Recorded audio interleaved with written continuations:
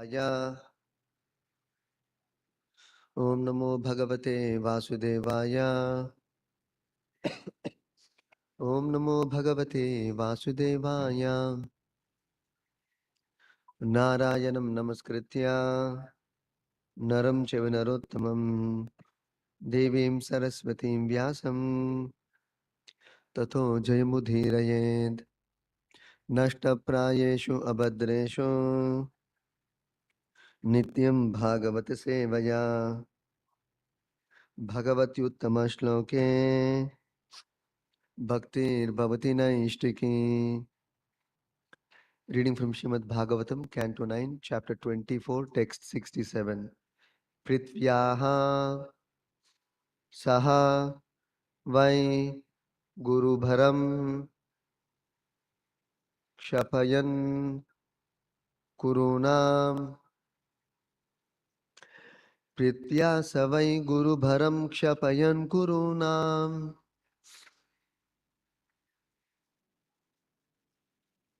Antasamutta kalina yudhi bhupa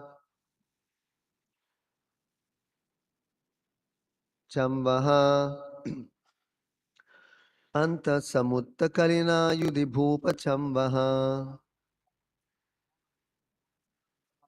Drishtya vidhuya vijaye jayam udvigoshya. Drishtya vidhuya vijaye jayam udvigoshya.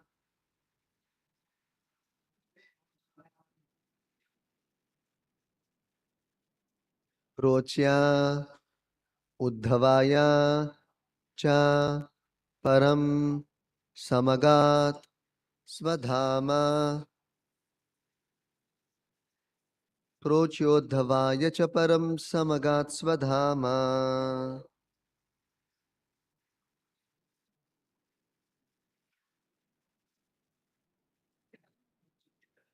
Pritya savai guru bharam kshapayan kurunam.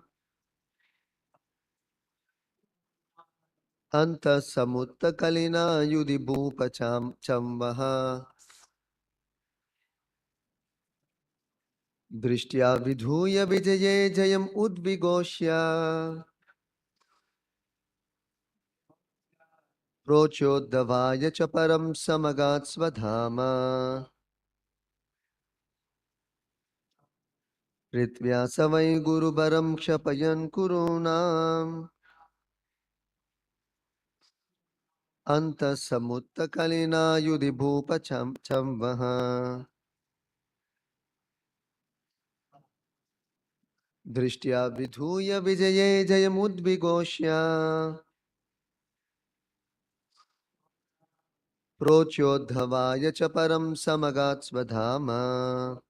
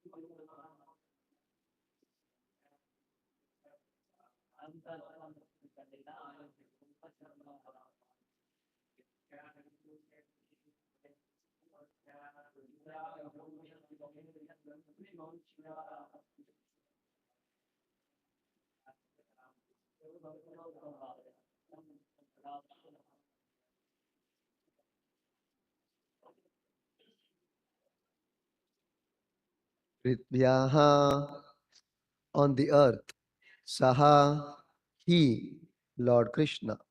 Why, indeed, Guru Baram, a great burden. Kshapayan, completely finishing. Kuruna, of the personalities born in the Kuru dynasty.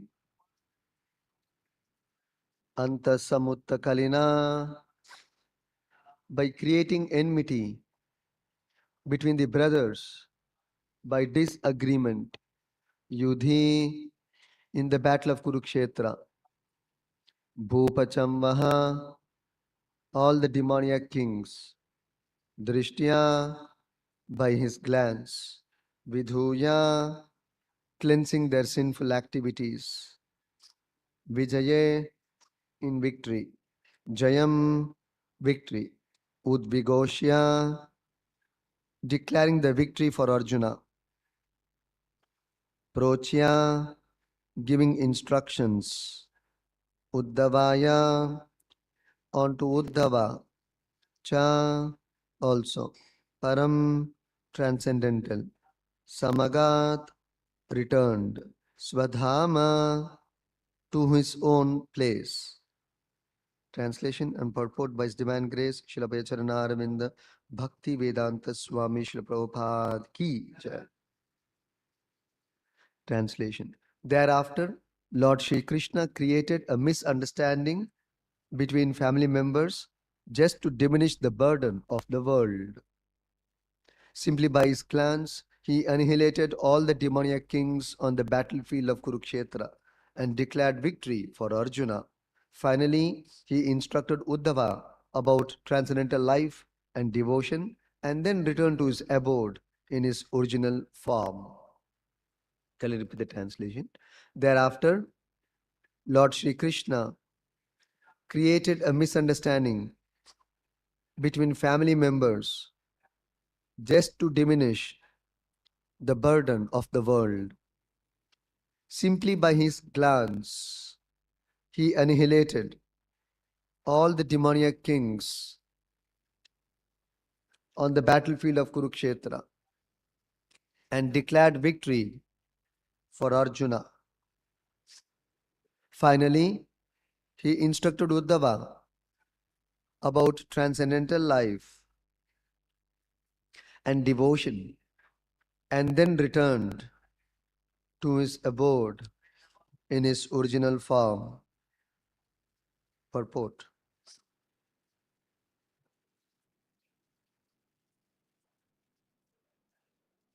Paritranaya sadhuna vinashaya cha dushkritam. The mission of Lord Krishna was performed on the battlefield of Kurukshetra. For by the Lord's mercy, Arjuna was victorious due to being a pure devotee, due to being a great devotee, whereas the others were killed simply by the Lord's glance, which cleansed them of all sinful activities and enabled them to attain sarupya. Finally, Lord Krishna instructed Uddhava about the transcendental life of devotional service, and then, in due course of time, he returned to his abode. The Lord's instructions in the form of Bhagavad Gita are full of jnana and vairagya, knowledge and renunciation. In the human form of life, one must learn these two things: how to become detached from the material world and how to acquire full knowledge in spiritual life. This is the Lord's mission. Paritranaya sadhuna vinashaya cha dushkritam. After executing his complete mission, the Lord returned to his home, Goloka Vrindavana.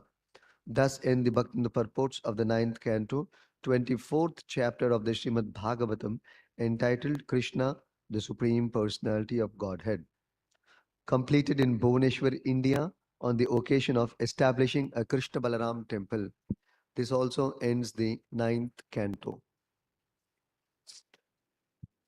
Om Jnanatimirandasya Jnananjanashalakaya Chakshurunmilitam Yena Tasmai Shri Gurave Namaha. Namo Vishnu Padaya Krishna Preshtaya Bhutale Srimate Bhakti Vedanta Swami Niti Namine Namaste Saraswate Deve Gauravani Pracharine Nirvishesha Shunyavadi Paschatya Deshatarine Jai Shri Krishna Chaitanya Prabhu Nityananda Shri Advaita Gadadhara Srivasadi Gaura Bhakta Vrinda Hare Krishna Krishna Krishna Hare Hare Hare Rama Rama Rama Hare Hare.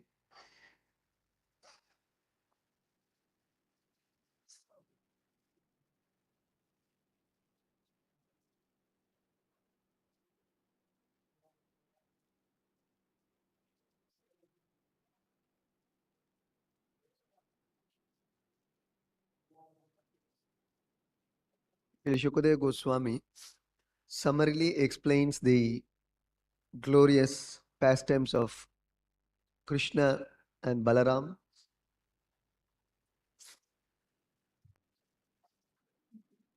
And here in this verse, he is describing about the Lord's winding up his pastimes in this world. And we should carefully observe how the Acharyas use the words in their explanation. That is why last time I had said that in the first canto,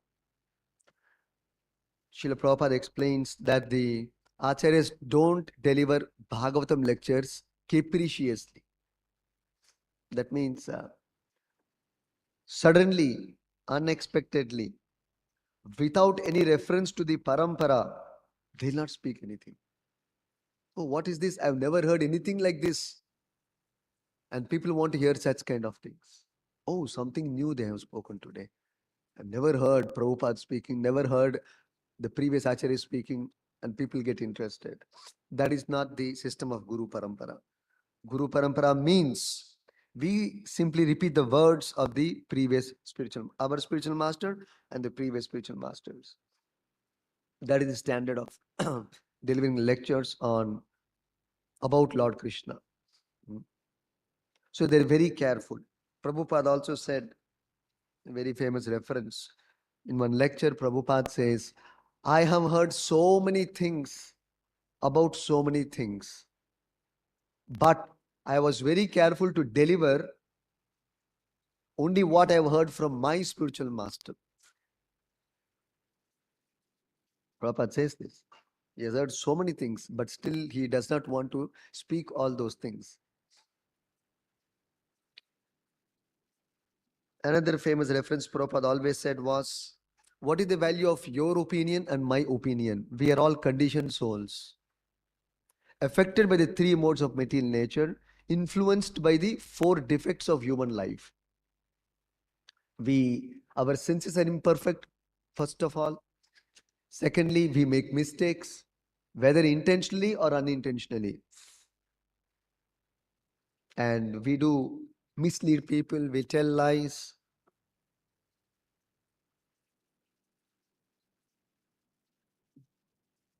And we are, we are always influenced by illusion. So with these four defects, we really can't speak anything perfectly. That means if you can't speak anything perfectly, what does it indicate? What you're speaking is not perfect. That means wrong information. Krishna Balaram, go to that, Prabhupada ki jai. That means we are misleading the other person. That amounts to cheating, actually, technically speaking. You may not intend to, but that what it becomes finally. Sometimes people say, no, Prabhu, I didn't intend that. You're not intending, but that's what it ends up in. So that is why we should receive perfect knowledge from the perfect authority. People always ask, why should I approach the authority? We always talk about Guru Parampara, spiritual authority. Why should I hear only from them? This question is always coming. What is wrong in hearing about Krishna Katha from others or spiritual instruction from others? The point is, are they perfect? Otherwise, they may not want to mislead you. but the words are misleading. So therefore, we should hear from the self-realized soul. Krishna directs in the Bhagavad Gita, Tattva Darshinaha. You approach a self-realized soul, God-realized soul. His direction will be perfect. So why I am telling this is, the first point made in this verse is something very, very important and of a very serious nature. And the last line of this translation, this verse also is extremely important. Shukadeva Goswami is talking about the Lord's winding up of his pastimes from this world, for which he created a misunderstanding between his family members just to diminish the burden of the world. So Krishna had finished his purpose of Paritraraya Sadhuna Vinashaya Chadushkritam. Krishna has come to establish religion, religious principles. Religious principles are what is given by the Supreme Lord directly. Dharmam tu sakshat bhagavat pranitam. Religious principles cannot be manufactured. Prabhupada used the word manufactured. And today that has become the fashion, standard, and a normal thing. So many scriptures are being written today, have been published today.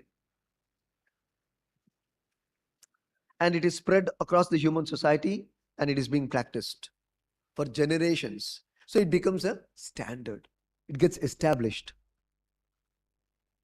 Then you present real religious principles, it becomes contradictory. Oh, I have not heard this at all. You're telling something different. So the real religious principles become eclipsed by the false religious principles propagated in the human society. This is Kali Yuga. That means you should know you are in Kali Yuga. Just like by seeing the sun's movement, you could know what is the time. By seeing the people's behavior and the kind of religious principles being practiced, you could know which yuga you are in.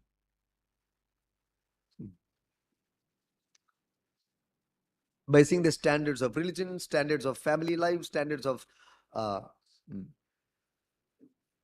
political principles, everything, Varnashrama, where it stands, you know which yuga you are in. So Krishna comes to protect real religious principles.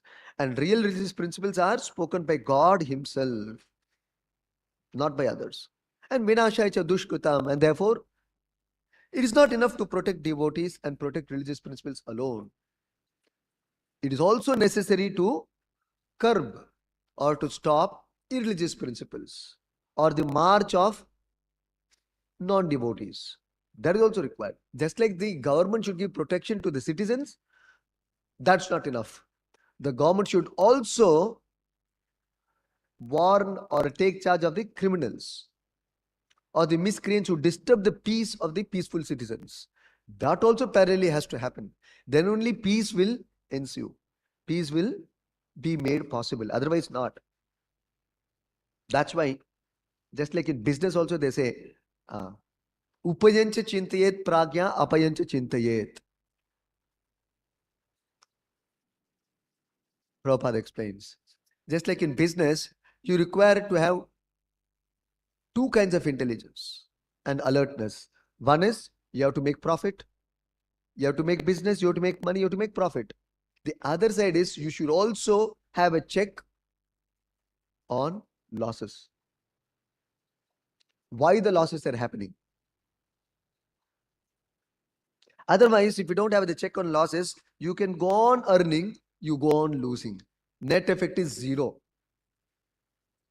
So like that, you may protect the devotees, it's not enough. You should also take stern action against the people who break the principles of dharma. It is good for them also, good for the devotees also. That's why Krishna has two functions. And finally, he establishes what is religion. Just like in a court of law, people may keep go on arguing. Who will give the conclusion? Some conclusion has to be given. Like that, devotees have one version, non-devotees have another version. We have our arguments, they have their arguments. So finally, who will decide who is right? Just like when we go for preaching, people always counter. People are always against devotees' version, devotees' conviction. devotees' explanations, even in Shastra. Therefore, Krishna has to establish what is real religious principles and give the conclusion. So that's how we can actually convince people, no problem.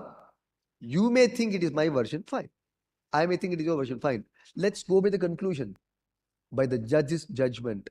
Here, the supreme judge is the supreme Lord. So, dharma is what is spoken by God. Let's refer the text and then accept and go ahead. So, Krishna comes for that purpose. Hmm.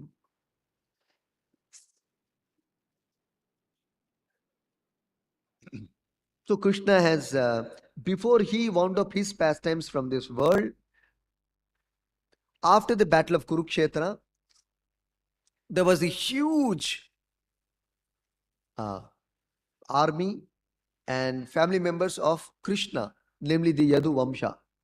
This is described in the later cantos. And because Krishna has planned to return back to his own kingdom,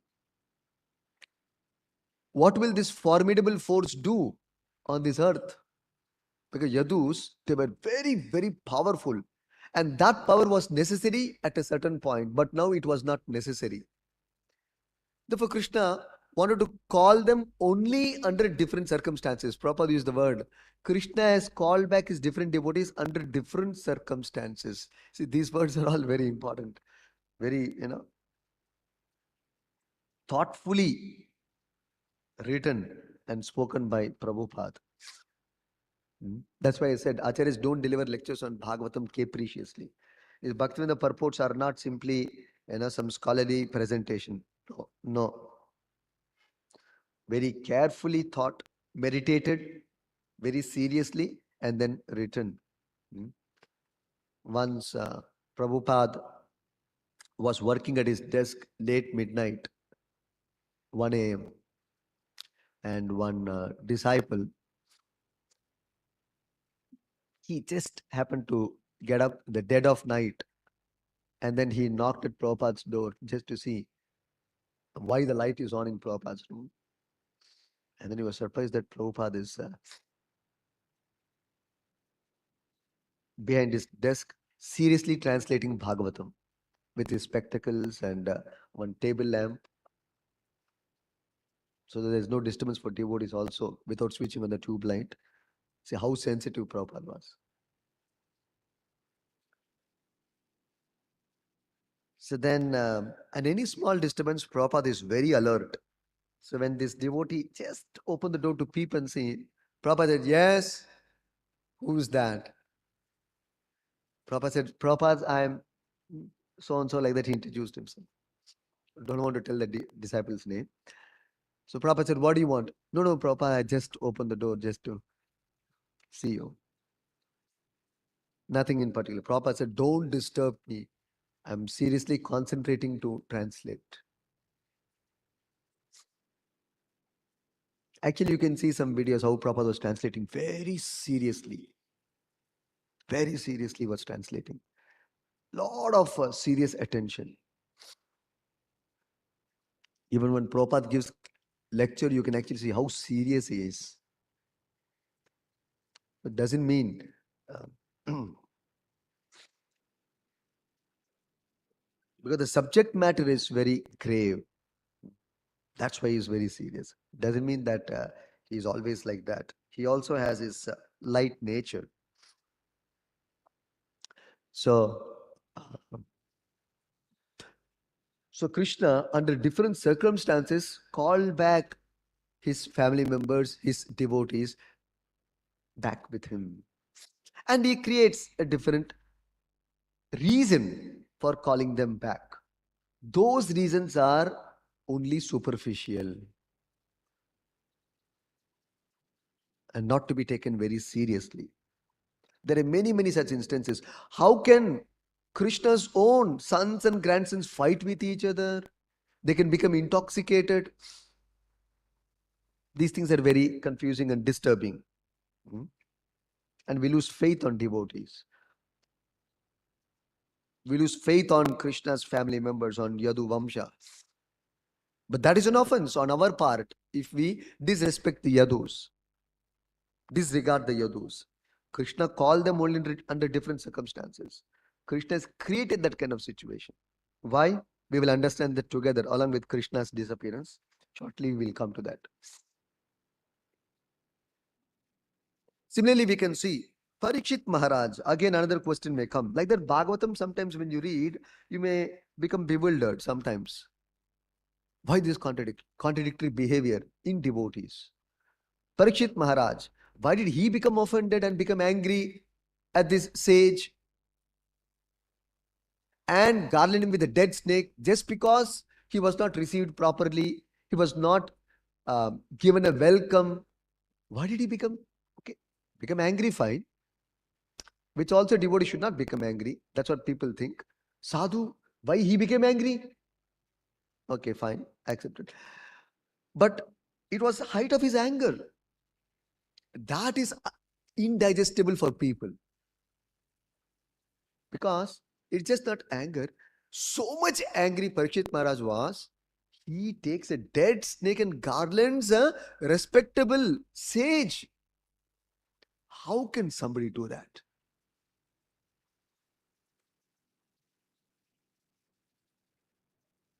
But we all pick fault with Shringi, the boy. Why did he curse Parikshit Maharaj?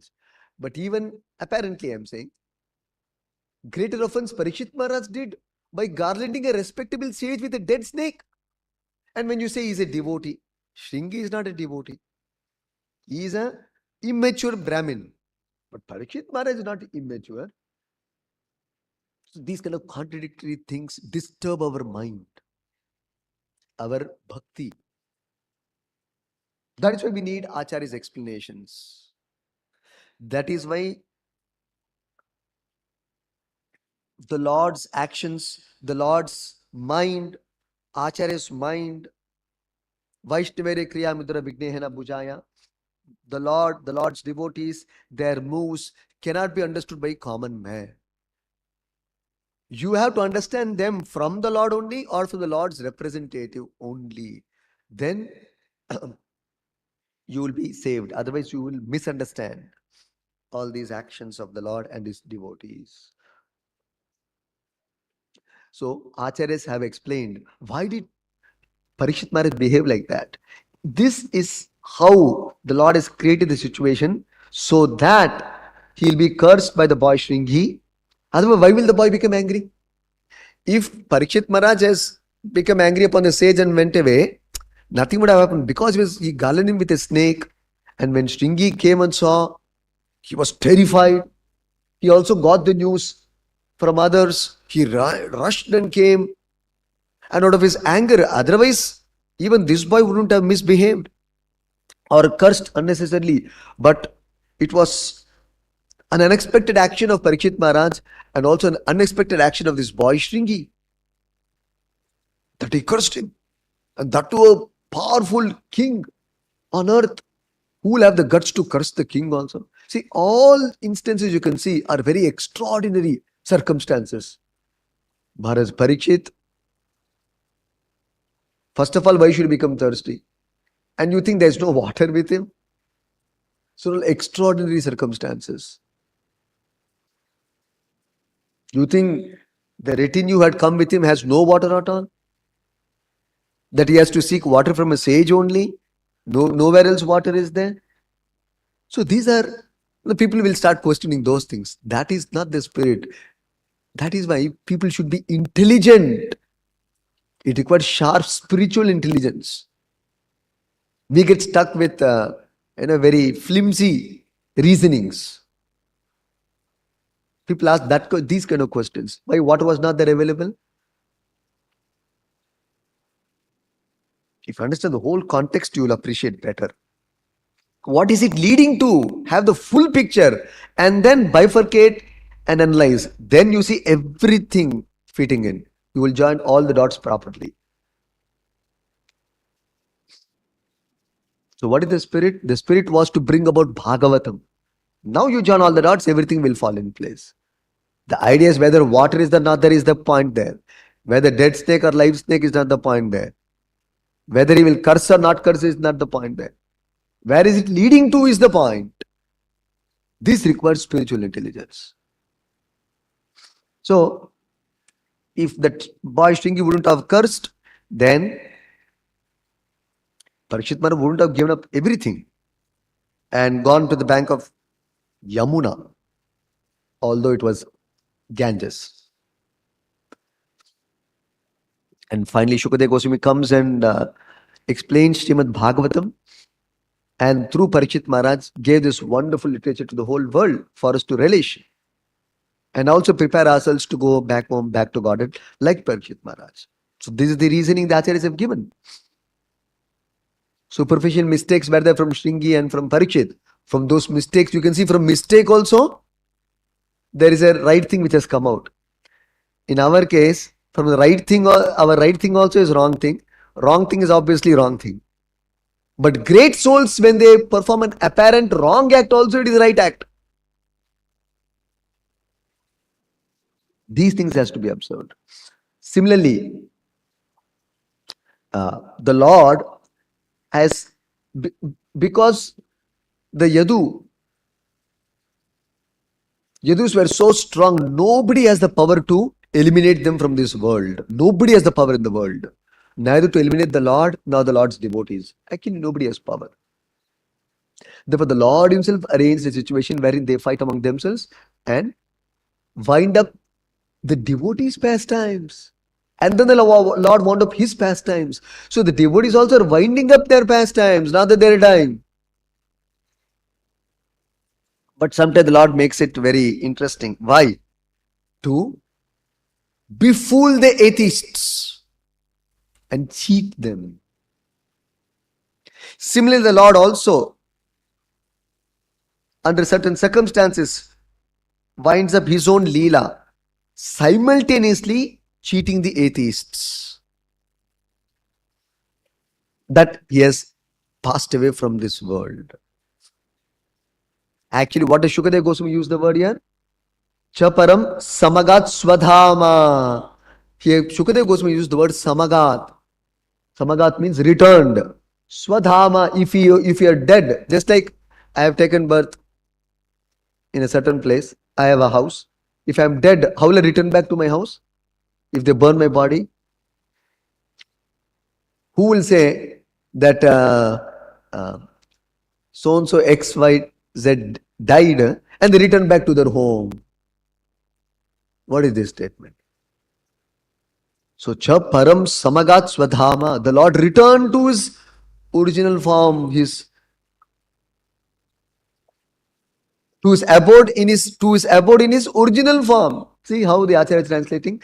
The Lord returned to his abode in his original form. See, my body is burnt. Where is my form? But here Shukadeva Goswami is saying, in this original form, he is returned.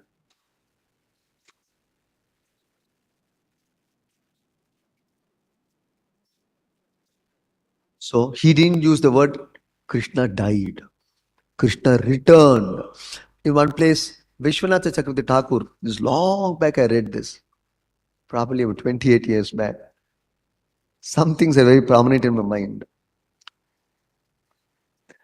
Very nice example. This is in connection with the verse in the 4th chapter of the Bhagavad Gita. Ajopi san avyayatma sambhavami atma maya. Krishna says, I descend in my original form to this world. And I am birthless. Ajaha. Avyayatma. Avyaya atma. See, avyaya atma. Avyaya means something which is imperishable. Atma. So Krishna is saying, I am imperishable. Avyayatma. See, all these choice of words used by Krishna, by Acharya, so specific it is. If you observe all these things, you will not be mistaken. Return, samagat. Vishwanath Thakur says very nicely. See, we are in this hall, right? You can see a door there. There is one office there. We have an office that side also. Say just example. Suppose in that office somebody is sitting. Now, we are all in the hall here. Somebody is in that office. He opens the door and comes inside the hall. Do you mean, oh, Krishna Ram Gurudev Prabhupada. He took his birth. That's a foolish way of putting it. He's already sitting there. Somebody is sitting there. He came out. He made his appearance amidst us. Correct? He made his appearance. Suppose for something he came out or he spoke to somebody, he goes back. Oh, he died. No, he went back to the room. That's all. Right? What a lovely explanation. He's already in the room. Not that he came that time. He's always there. He came out in our presence. He moved away from our presence. This is called avatara. The Lord came in the appearance of all the jivas of this Bhumandala, and the Lord returned back from the presence of people of the Bhumandala. That's all. What do you mean by birth and death? So the Lord, even Atma has no birth and death. He keeps moving on. Dehinosmin yata dehe kaumaram yavaram jara. He keeps moving on eternally. Which is who is a part and parcel of Krishna, coming from Krishna. If the Atma is coming from Krishna, it imbibes the qualities of Krishna. If now you are studying Atma, which is deathless, then what is the source of that Atma? It is the Supreme Lord. Then how can he be death? He be having death, undergoing death? Illogical, right? Therefore, the Lord is also deathless. And because he is deathless, he is birthless. Because he is birthless, he is deathless. It's a logic. Krishna explains that in the Bhagavad Gita again, the second chapter.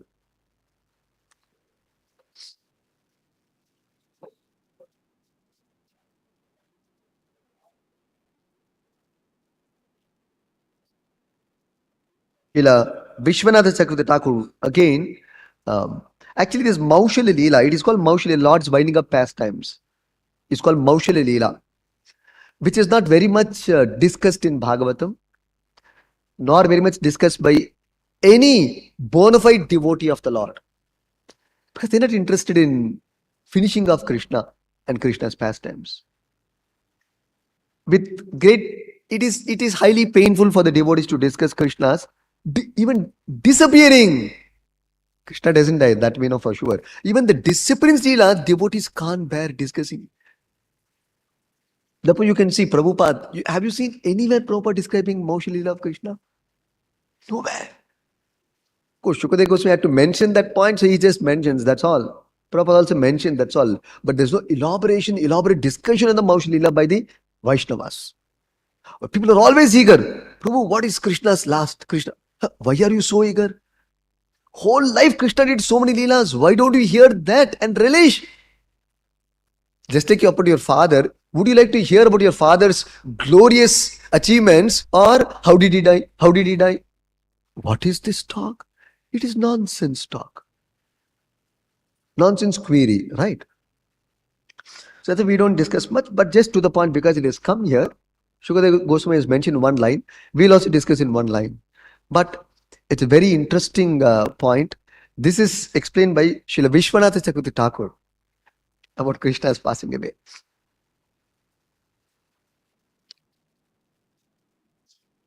So he describes a nice story.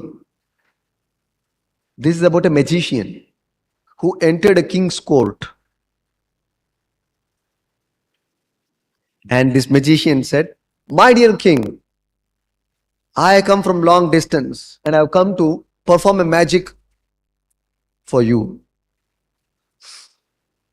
So the magician comes with a stock of lot of valuables, jewel necklace, gold coins, garments, everything, and he places all of them right in front of the king.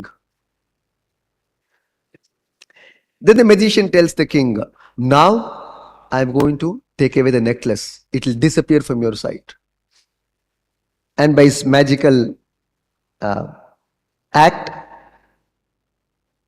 he says, once this necklace disappears, you can't have it. And then it disappears. Then he says, "I'm going to take away the gold coins from you." The king thought maybe he has come to gift me, but one by one he's saying, no, you're not going to have it because I'm going to take it away from you. The king is wondering what is going on. Let's see how the story develops. So then he says, I will take away the gold coin, you will no more have it. You can't have it. The gold coin disappears. Then challenging the king in the same way, the magician takes away the garments, everything. Then, right in front of the king, the magician makes disappear the king's 7,000 horses. Then, the magician further continues his magic and illusion. And he makes the king's sons who are sitting right in the court disappear in front of the king. Then he makes his grandchildren disappear right in front of him. And his brothers and all his family members and his grandchildren disappeared. Then he makes his brothers fight with each other. And they become so violent, they hit each other and die right in front of the king in the court assembly. Fiercely, violently they fight and kill each other. King is horrified. Simultaneously, the magician keeps speaking and the king is observing all these things. And then now the magician says, after all the magic, now I don't wish to live anymore, my lord. I will also end my life. Magician tells, I will also end my life now. And by the mercy of my guru, from whom I have learned this mystic meditation and yoga principles, using those techniques, and by the blessings of my guru, let me quit this body. And the magician sits in a yoga posture, goes into samadhi, and then he also passes away right in front of the king. Then all the wives of this magician, he had many wives, they entered. He creates by his yoga shakti the fire. A fire comes forth from his body. By pranayama, you can ignite fire within the body, actually. That's how the yogi enters that fire and ends his life. So this person is being trained in that kind of yoga, and by the fire of the pranayama, he ignites a fire, kindles a fire within him, and then enters that fire, and then his body is turned into ashes. And in that fire, his wives also enter into that fire. 3-4 days later, the magician comes back to the king's court once again. And he sends one of his daughters to the king.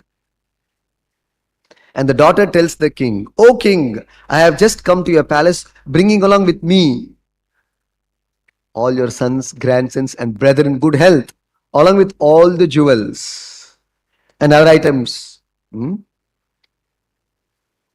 So please give me any remuneration you feel fit." Because actually they died. But actually, the magician's daughter brought back all who have apparently died in front of the king. So that means they brought back to life, no? So you should reward. So the daughter tells him, so please, whatever you feel fit, please give me remuneration. So the point here is, so magician didn't come to the king's court. He came to the kingdom, he sent his daughter. So what do you infer from this? Actually, it was only an illusion created by the magician. It was only an illusion created. All are right there only. Nobody died actually. Nothing was lost. It was illusion created. So even a magician, even by ordinary magic, one can stimulate birth and death. See? So, it is not difficult to understand that the Supreme Personality of Godhead, although transcendental to the laws of nature, exhibits its illusory potency so that ordinary fools will think the Lord has left his body like a human being. Actually, the Lord only returned to his abode. He didn't die. So, like this, we have to hear from the acharyas that. We also see in the magic show how a person is made to lie down and cut into pieces right in front of the audience. Just one curtain will open and close and open. Suddenly, the person is complete in his form. Sometimes we see one cage, they will put one person and they will take one sword, you know, and just chop off. Sometime back, I saw one video. This magician has cut off one person's head and he has put in front of the audience. Cut off the hands, threw it in front of the audience. Cut off the legs, threw it in front of the audience. Right in front of the audience, actual magic which has happened. I have seen myself. I'm not exaggerating. Then something he does like this. The person is in full form.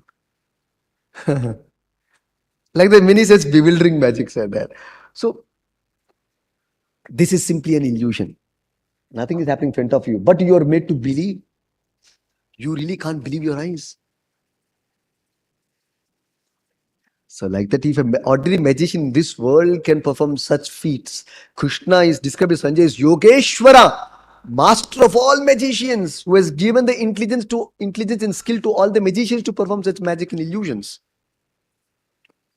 Therefore, Krishna's disappearance is, to use the word dying, is actually to fool the atheists, to make them believe God is dead, while actually he is not dead. So he is eternal in existence and all auspicious.